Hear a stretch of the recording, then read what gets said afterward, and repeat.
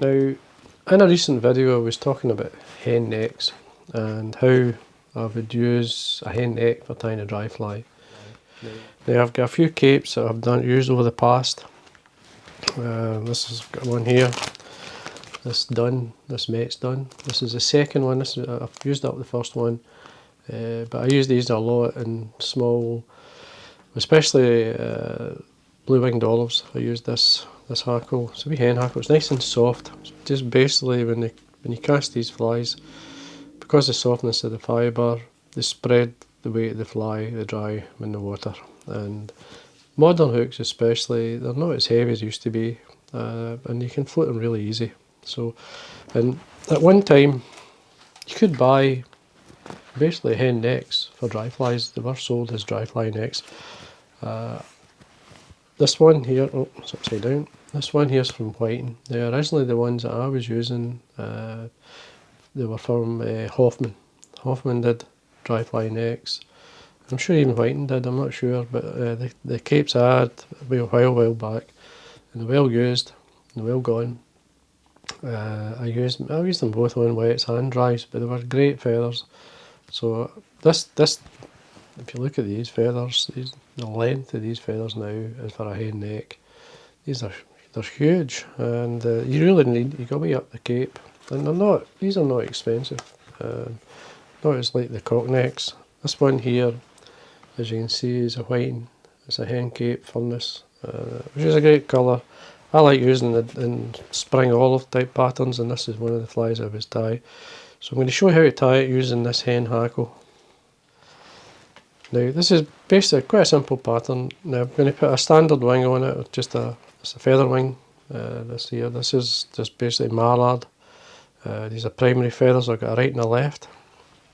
Now I'm just going to tie these on. Now you could use, if you don't like using the wing quills or the wings, you can use CDC or some other feather if you wish. Now all I'm doing here is, you can use a needle to select the length or the width of the fibre. Just make sure you've got a reasonable width. Now I usually just bring it out, tear it off. Now I'm going to line the tips up. So basically you can see, now I like the tapered tips towards, they're obviously facing down, but you're making sure these are lined up and they're curving away from one another.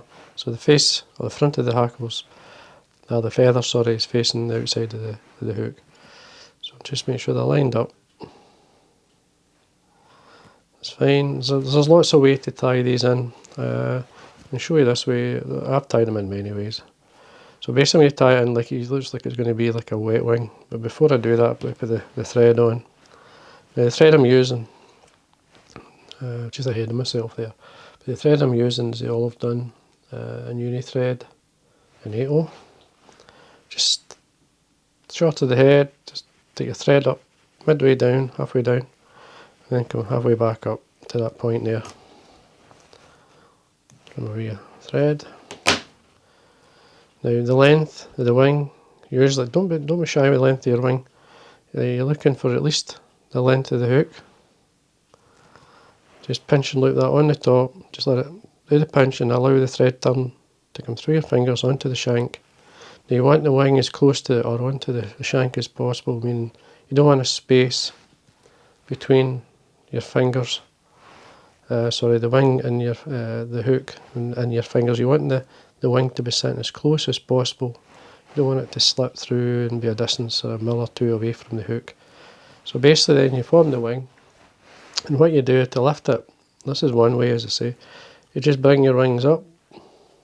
Just bring them up and bring the waist ends either side down and either side. So you bring them down and either side. Just encourage this just to stay where you want. So you bring the wing forward, then you bring your thread round. Just basically bring it up. Just take your time. Don't fight it. If you're happy, and then we'll have a look at our wing. And you see the wing sitting nice. You can then separate it. There we are.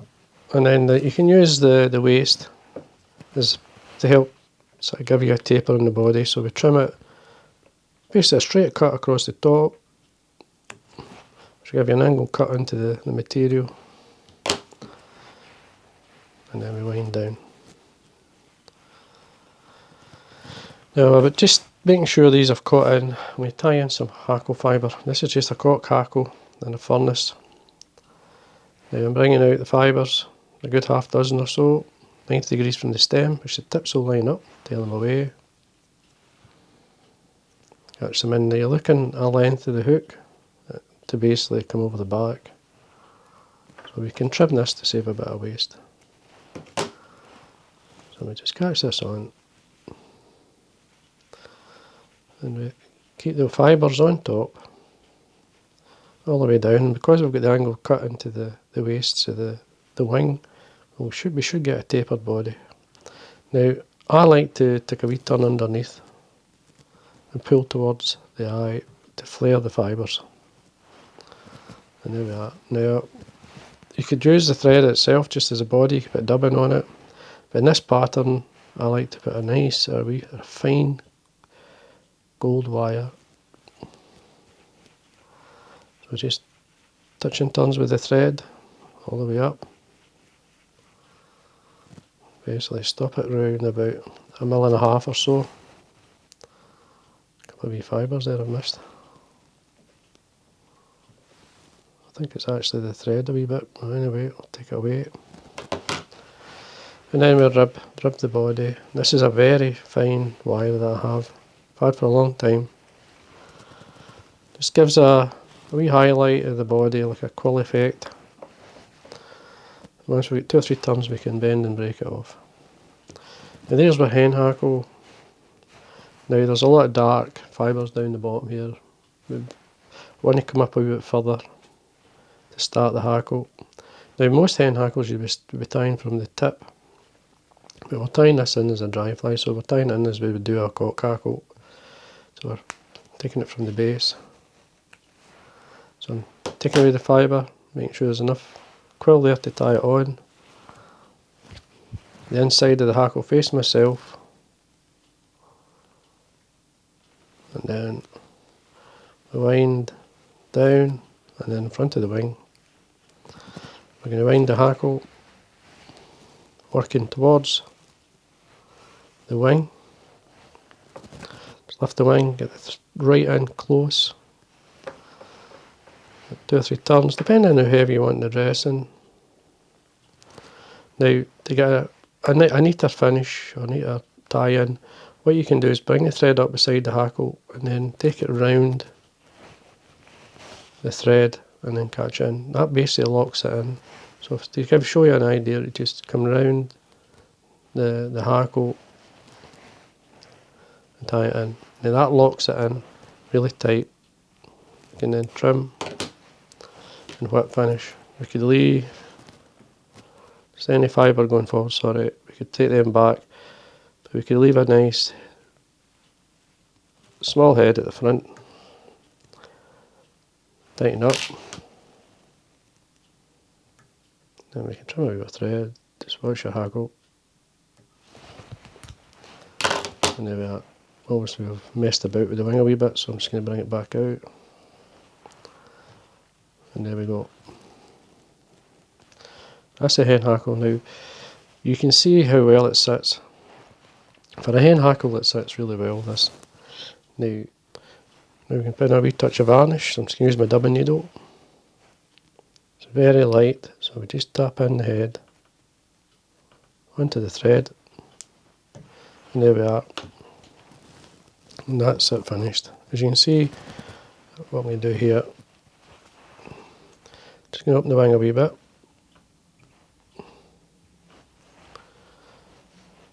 There we go. There we go, that's it. It's your standard sort of wing, or sort of feather wing. It's a Greenwells really, this is a nice Greenwells pattern.